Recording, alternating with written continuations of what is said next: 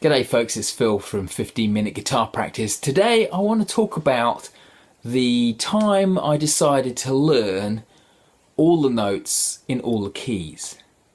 Now this was a personal goal for me. I don't think it would make me a better player necessarily, it wouldn't help me with my picking speed or anything like that. But it would be useful from a composing point of view and maybe from a communication point of view. So every now and then I sit down and write down a bunch of my goals and work on them. And a few years ago, yeah, that's what I did. I decided I want to learn all the notes and all the keys. I was prepared for it to be, really long and arduous and, time consuming because it sounded like a lot of work. In fact, just as an aside, I was talking to one of my students just yesterday. And I said to him, there came a point where I decided I wanted to learn all the notes and all the keys. And he said, shit man, that sounds like a hell of a lot of work. But within 5 minutes of explaining what I'm about to explain to you, he went, actually that's not as much work as I thought it was going to be. So let's get started. Okay, so if you are keen to learn all the notes and all the keys, I'm going to explain how I did it, what worked for me, and I think I got there a bit faster than I would if I was just trying to do memorizing things by rote. But there are plenty of different ways you can approach this. This is the one that worked for me. So when I decided that that was my goal, I knew that I needed to get my head around one musical tool, and that was the circle of fifths. Now, up until that point, I didn't really know what the circle of fifths was, what it did, why it was called the circle of fifths, or anything. I'd heard the term bandied around, and I'd seen a couple of graphics, and to be honest, the graphics that I'd seen looked really complicated. Complicated enough for me to go, nah, I'm not interested in that. But with my goal in mind, I knew that I had to revisit that and figure it out. So without going too deeply, I'm going to tell you about the circle of fifths in the first instance because it's important. Now remember, it's a tool. It's kind of like, a clock or a compass. You need that tool when you need to achieve something. You need to know what the time is, so you look at the clock. You need to figure out which way's north, so you look at the compass. So the circle of fifths is a tool, and it's a circle, okay, and it's very much like a clock in that it has 12 increments on it going around exactly like a clock face. So there's like a 12 o'clock position, a 1 o'clock position, etc, etc. Instead of numbers going around the clock, you have letters, and those letters are the 12 keys that we have in Western music. But they're not in alphabetical order, they're in a particular order. What happens is that you start with one key, and then every time you move clockwise, that key goes up by the distance or interval of a fifth. Now, if you don't know what an interval of a fifth is, grab your guitar right now, fret any note on the bottom E string, and then move up 2 frets from there, and then move to the next string. So for example, if you were on the 5th fret on the bottom E, move up 2 frets, you're on the 7th fret, and then move to the next string, which is the A string. So you'd be playing 5E and 7A. That distance between those 2 notes is the distance or interval of a fifth. Okay, so the circle of fifths basically works in that way. You start at the 12 o'clock position, and every time you move around by 1 increment, the key goes up by a fifth. Okay, not too scary so far. So what are the order of the keys? How do we know what order to write them down? Well, what I learned was a mnemonic, a phrase which will help me remember the order of these keys as they go round the clock. So, clockwise, and starting at the 11 o'clock position, very important. The mnemonic I learned was Father Charles goes down and ends battle. Obviously, father is for F, Charles is for C, goes is for G, etc., etc. So I wrote those around the clock face. At the 12 o'clock position, there's C, because it's father, starts at 11, and then Charles is at the 12 o'clock, or the 1200 hours. Maybe it's 0 hours. Anyway, it's 0. And the reason it's 12 o'clock and 0 is because the key of C has no sharps or flats. Okay, now also as you move clockwise through this circle of fifths, every time you move one increment, the number of sharps goes up by 1. So C is in the 12 o'clock position, no sharps. G is in the 1 o'clock position, and that has 1 sharp. D is in the 2 o'clock position, and it has 2 sharps, etc., etc. So every time you go round clockwise, the number of sharps increases. Okay, so you know, we're 6 minutes in and we're still not confused or scared. Right, so remember, my goal is to learn all of the notes in all of the keys. So my question for any of these keys would be, what's the key? How many sharps are in that key?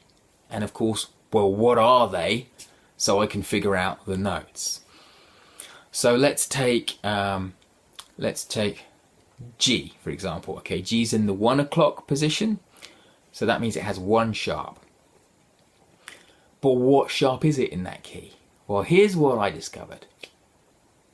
The sharp in the key, or at least one of the sharps in the key, is the letter in the alphabet before the key you're talking about. So if we're talking about the key of G, the letter before G in the alphabet is F. So that is the sharp. So you know the key of G has 1 sharp, that sharp is F sharp. So then you can name the notes, starting at G, G, A, B, C, D, E, F sharp, and G. So that's the key of G done. Moving on. Moving on through our circle of fifths and clockwise to the next one. The next key is the key of D. The key of D is in the 2 o'clock position, and so that means it has 2 sharps. But what are the sharps? Well, we know that one of the sharps in a key is the letter before the key you're talking about. So the letter before D in the alphabet is C, so that's C sharp. But what about the other one? Well, what I came to learn was that the keys, as they go round the circle of fifths, they kind of inherit the previous sharps. And you remember that in the key of G major we had 1 sharp, and that was F sharp. And now we've moved round to the next key, D major, that's got a C sharp, and it's also inherited the F sharp from the previous key. So they kind of accumulate. So moving on, after the key of D, we've got the key of A. Okay, the key of A has 3 sharps. What are they? Well, we now know that one of the sharps is the letter before A in the musical alphabet. So that makes it G. G sharp. Okay, so one of them is G sharp. Do you remember what the other 2 are?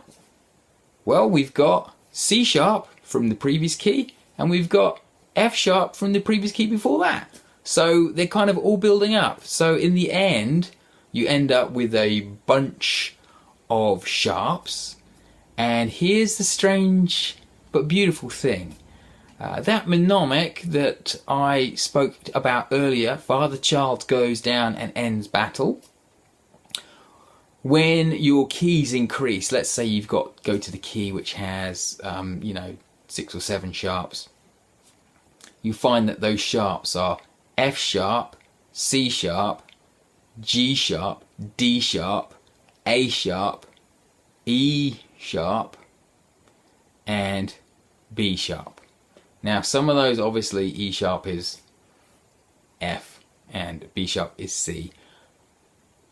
But did you notice anything weird or congruent about those?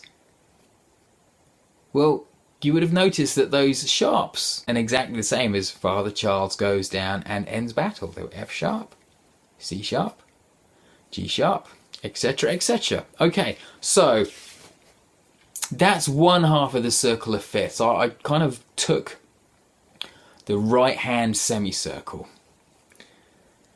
because I thought, you know, when it comes to music theory, sometimes if you bite off more than you can chew, it just does your head in. It gets worse, it gets more confusing. But if you take bite-sized pieces, it actually serves to underline and validate your understanding of music. So I've taken the right hand hemisphere, roughly. But I wanted a way to remember those things, the keys, how many sharps are in the keys, quicker than muttering about Father Charles. I mean, what happens was I was going and getting down to kind of E and B. Do I have to go Father Charles Goes Down and Ends? But you know, that's not instantaneous. But here's a little thing I also learned. Okay, it doesn't work across the board, but it works for a lot of it, and it makes it easier. Let's take the key of G. That is at the 1 o'clock position. Now, you know, because we've been talking about a circle of fifths, that the 1 o'clock position means it's got one sharp. But let's imagine we didn't really remember our circle of fifths and our order. How else would we remember stuff? Well, here it is. Here's the thing that kind of unlocked it for me a little bit more quickly. And that is, if you write a capital letter G, you write it like this. With one stroke of your pen. One stroke of your pen equals one sharp. Okay. Now let's see how that plays out for the other keys. Okay, let's do Father Charles Goes Down. Let's do D. Capital D. Two strokes of the pen. Two sharps. Let's do that for E. 1, 2, 3, 4. 4 sharps in E. I think we missed one out. Father Charles Goes Down and A. A. 3 strokes of the pen. 3 sharps. Now when it got to B, it doesn't work for B. Okay, but then my 5-year-old pointed out that inside of B is actually a 5 hidden inside the structure of B. So, I mean, it doesn't really obey the rules of the other pen strokes, but for a 5-year-old I thought that's pretty astute. So, how many sharps in the key of G? 1. What is it? It's the 1 before G in the alphabet. It's F sharp. Okay, how many sharps in the key of E? 4. What are they? Well, okay, the first one is the 1 before E in the alphabet, so that must be D sharp, and the other 3 must be F sharp, C sharp, and G sharp, because that's Father Charles Goes. So suddenly we've got this much quicker way. Instead of memorizing the circle of fifths and going around each one, you've got this pen stroke kind of shortcut, which doesn't work for everything, but it certainly, as you can see, gets you more than halfway there to remembering and figuring out. So I want to know whether you think that's helpful, or whether this video on memorizing keys and notes in keys and the circle of fifths was just as confusing as everything else you've seen today. Leave me a comment below and tell me what you think. Alright people, that's all for now. See you later.